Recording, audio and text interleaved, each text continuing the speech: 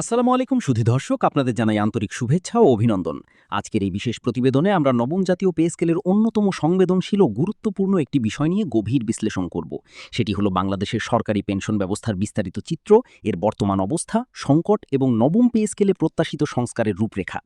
Pension শুধু একটি আর্থিক বিষয় নয়, এটি একটি মানবিক বিষয়। একজন মানুষ তার জীবনের সবচেয়ে সক্রিয় ও উৎপাদনশীল বছরগুলো রাষ্ট্রের সেবায় উৎসর্গ করেন। সেই উৎসর্গের বিনিময়ে বার্ধক্যে একটি সম্মানজনক জীবনযাপনের নিশ্চয়তা পাওয়া তার ন্যায্য অধিকার। কিন্তু বাংলাদেশের বর্তমান পেনশন ব্যবস্থায় সেই নিশ্চয়তা কতটুকু আছে? অবসরের পর মাসিক পেনশনে কি সত্যিই সম্মানজনক জীবনযাপন করা যায়? মূল্যস্ফীতির সঙ্গে তাল মিলিয়ে পেনশন বাড়ছে কি? অসুস্থতায় চিকিৎসার খরচ কি পেনশন থেকে মেটানো সম্ভব? এই প্রশ্নগুলোর সৎ ও বিস্তারিত উত্তর খোঁজাই আজকের প্রতিবেদনের লক্ষ্য। নবম পে স্কেলে পেনশন ব্যবস্থার যে সামগ্রিক সংস্কারের পরিকল্পনা তৈরি হচ্ছে, আজকের প্রতিবেদনে সেই পরিকল্পনার একটি বিশদ চিত্র তুলে ধরা হবে। বাংলাদেশের সরকারি পেনশন ব্যবস্থার মূল কাঠামোটি প্রথমে বোঝা দরকার। বর্তমানে এটি একটি সংজ্ঞায়িত সুবিধাভিত্তিক পদ্ধতি। অর্থাৎ একজন কর্মচারী নির্দিষ্ট বছর সরকারি চাকরি করার পর অবসর নিলে তার শেষ মূল বেতনের একটি নির্দিষ্ট অংশ প্রতি মাসে পেনশন হিসেবে পান। বর্তমান নিয়ম অনুযায়ী একজন কর্মচারী ২৫ বছর বা তার বেশি সময় চাকরি করলে সর্বোচ্চ পেনশনের যোগ্য হন। এই পেনশন সাধারণত শেষ মূল বেতনের ৯০% ধরা হলেও এর একটি অংশ মাসিক পেনশন হিসেবে এবং বাকি অংশ গ্র্যাচুইটি হিসেবে এককালীন নেওয়া হয়। এখন বাস্তবতা একটু সংখ্যায় দেখলে বিষয়টি আরও পরিষ্কার হবে।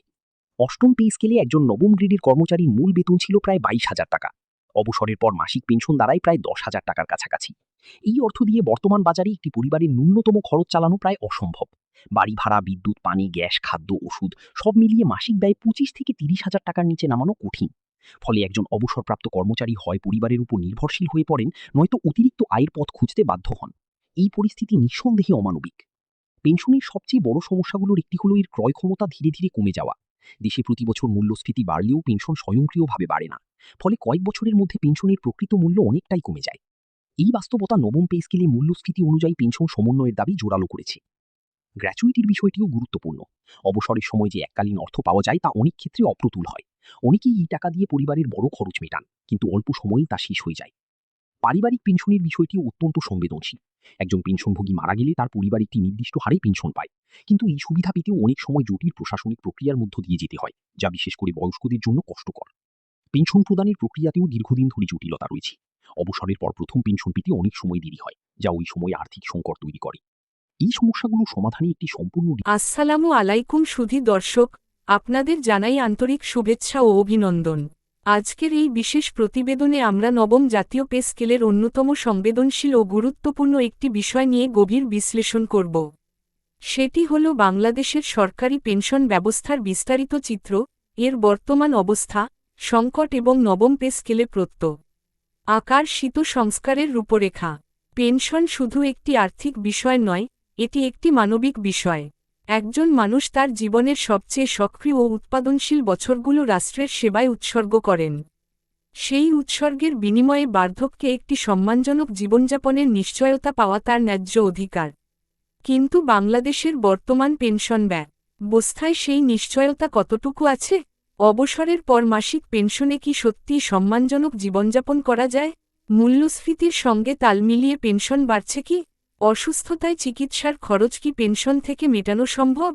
এই প্রশ্নগুলোর শত বিস্তারিত উত্তর খোঁজাই আজকের প্রতিবেদনের লক্ষ্য। নবম পে স্কেলে পেনশন ব্যবস্থার যে সামগ্রিক সংস্কারের পরিকল্পনা তৈরি হচ্ছে, আজকের প্রতিবেদনে সেই পরিকল্পনার একটি বিশদ চিত্র তুলে ধরা হবে। বাংলাদেশের সরকারি পেনশন ব্যবস্থার মূল কাঠামোটি প্রথমে বোঝা দরকার। বর্তমানে এটি একটি সংজ্ঞায়িত সুবিধাভিত্তিক পদ্ধতি। অর্থাৎ একজন কর্মচারী নির্দিষ্ট বছর সরকারি চাকরি করার পর অবসর নিলে তার শেষ মূল বেতনের একটি নির্দিষ্ট অংশ প্রতি মাসে পেনশন হিসেবে পান। বর্তমান নিয়ম অনুযায়ী একজন কর্মচারী ২৫ বছর বা তার বেশি সময় চাকরি করলে সর্বোচ্চ পেনশনের যোগ্য হন। এই পেনশন সাধারণত শেষ মূল বেতনের ৯০% ধরা হলেও এর একটি অংশ মাসিক পেনশন হিসেবে এবং বাকি অংশ গ্র্যাচুইটি হিসেবে কোকালীন নেওয়া হয়। এখন বাস্তবতা একটু সংখ্যায় দেখলে বিষয়টি আরও পরিষ্কার হবে। অষ্টম পে স্কেলে একজন নবম গ্রেডের কর্মচারীর মূল বেতন ছিল প্রায় ২২,০০০ টাকা। অবসরের পর মাসিক পেনশন দাঁড়ায় প্রায় ১০,০০০ টাকার কাছাকাছি। এই অর্থ দিয়ে বর্তমান বাজারে একটি পরিবারের ন্যূনতম খরচ চালানো প্রায় অসম্ভব।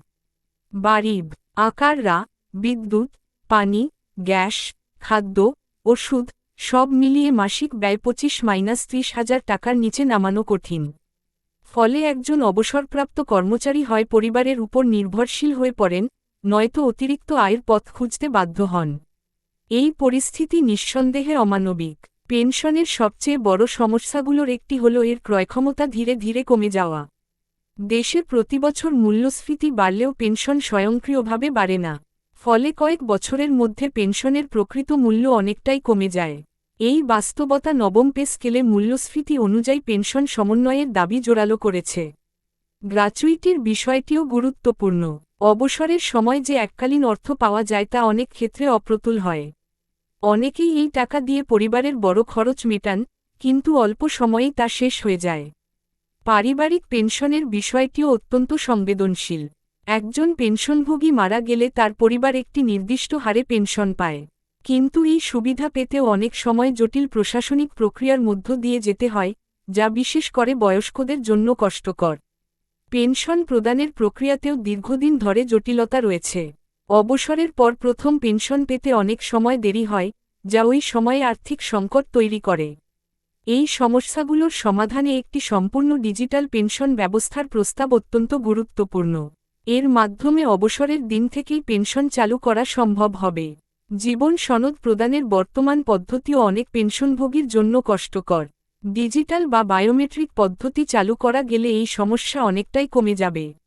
চিকিৎসা সুবিধার অভাব পেনশনভোগীদের জন্য সবচেয়ে বড় মানবিক সমস্যাগুলোর একটি। বয়স বাড়ার সঙ্গে সঙ্গে চিকিৎসা ব্যয় বাড়ে, কিন্তু আয় কমে যায়। তাই একটি কার্যকর স্বাস্থ্য সুরক্ষা বা বীমা ব্যবস্থা অত্যন্ত জরুরি।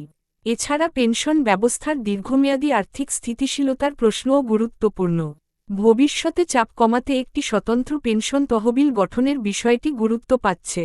অন্যদিকে, অবদানভিত্তিক পেনশন ব্যবস্থাও এখন আলোচনায় এসেছে, যেখানে কর্মচারী ও সরকার উভয়ই তহবিলে অবদান রাখবেন।